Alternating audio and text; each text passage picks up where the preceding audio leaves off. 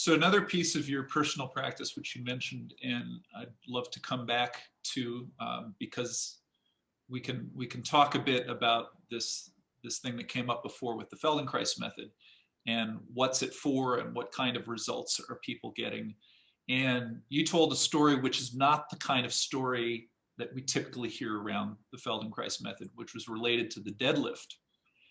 And so I've heard you talk about this before. Maybe you can give the specific details in a moment, but essentially you have an ongoing practice with the deadlift, and you went through a kind of an intensive Feldenkrais, I think a couple of weeks of doing a lot of Feldenkrais, and then found that you were able to apply what you learned to increase the weight.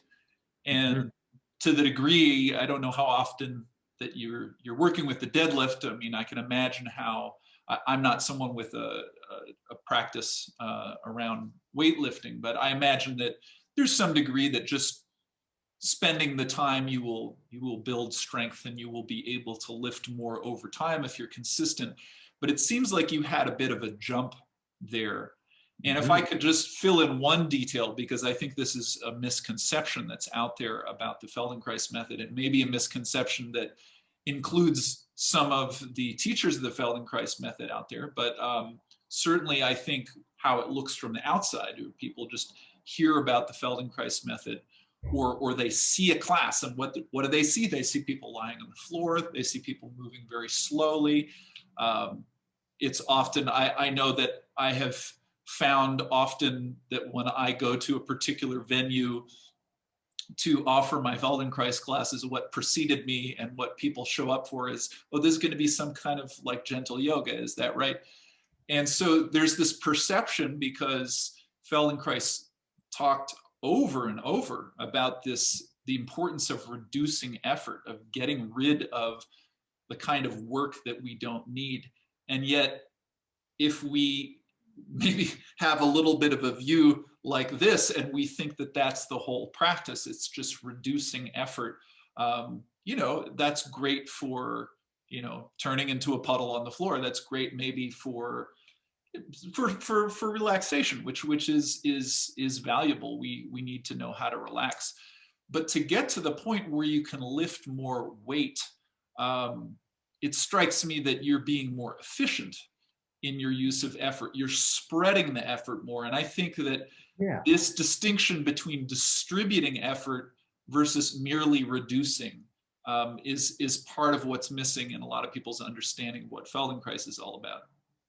Well, and it's a good point. Most people forget that there's sort of a second half to what Feldenkrais is talking about. It says reduce the effort, but it's so that you can be more effective in the way you use yourself. It's reduce the stupid amount of effort you're using so that you can use that exertion more intelligently. So yeah, I went through, this 2-week intensive segment or whatever, and I put 60 pounds on my maximum deadlift in a week without touching the bar that entire week either, or in the 2 weeks, I guess. So, or no, actually it was over the span of a week. I had picked up the barbell on a Friday and thought, wow, okay, that seems like the maximum. And then didn't touch it the whole week, went through this intensive week worth of Feldenkrais practice or awareness through movement practice, and then found that my maximum deadlift had gone up 60 pounds. Now that, I'm not all that well versed in the weight training world, but that level of improvement in a maximum deadlift is pretty much unheard of in that span of time in the weight training world. And partly it's due to, in my case, it was due to an improved organization of the skeleton, where I was actually able to leverage my muscular activity more effectively by having an improved alignment of the bones underneath me and within me. So that I wasn't, driving my feet into the ground. I wasn't, doing all sorts of these weird external cues. I was lifting up and through myself, and the bar just seemed to float off the ground. And lately I've been doing a lot of work with kettlebell training and the swing in particular. And at this point, I'm swinging a kettlebell that's like 2/3 of my body weight, but it too just seems to fly up without much effort at all.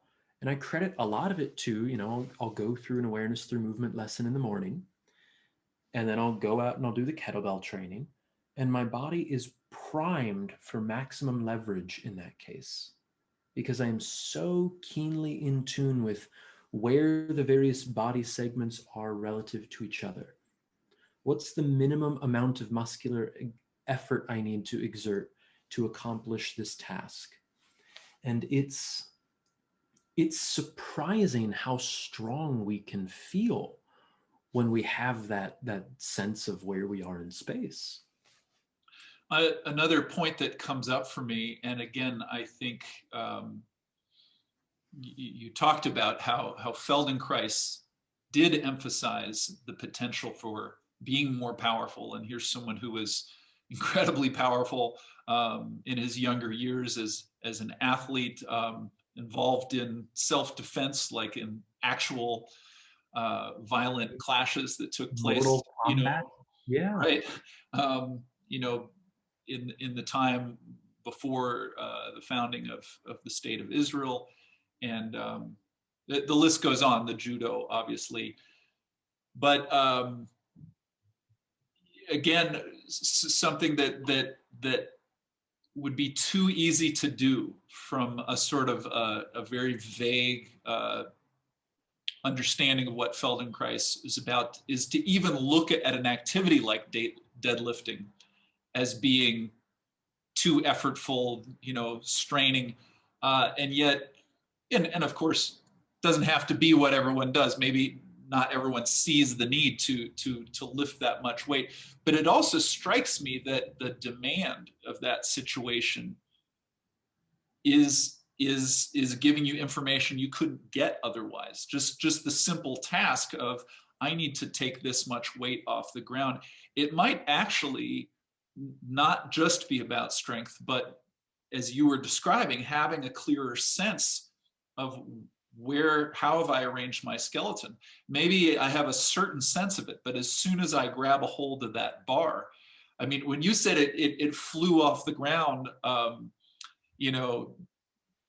in a way that you'd never experienced before, my thought was, I bet it felt different when you just leaned down and gripped it before you even, brought it away from the ground. Yeah, and the thing that I was so surprised by on that particular deadlift was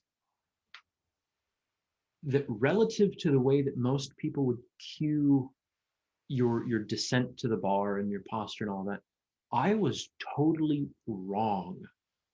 Like the way that I was organized and where my weight was distributed was wrong in accordance with most of the conventional cues for deadlifting. It felt like I was leaning over the bar. It felt like I was almost on my tiptoes. Like I was in what many people could call a precarious position with it. But it was a position that actually afforded an incredible amount of mechanical efficiency relative to the task I was engaged in. And I think, to your point, there's a lot to be gained from awareness through movement lessons, but there is a sort of information that is unavailable when you are solely focused on the movement of your body through space, particularly flat space. But if you can put yourself in complex environments like in natural movement, if you can organize yourself relative to some other body or an external load, there's a different sort of information available there. Not better, not worse, but different. And so it depends on, what do you want to be capable of in 10 years? Mm-hmm. And is your practice organized in such a way that you are going to not guarantee that, but at least improve your odds of hitting that outcome?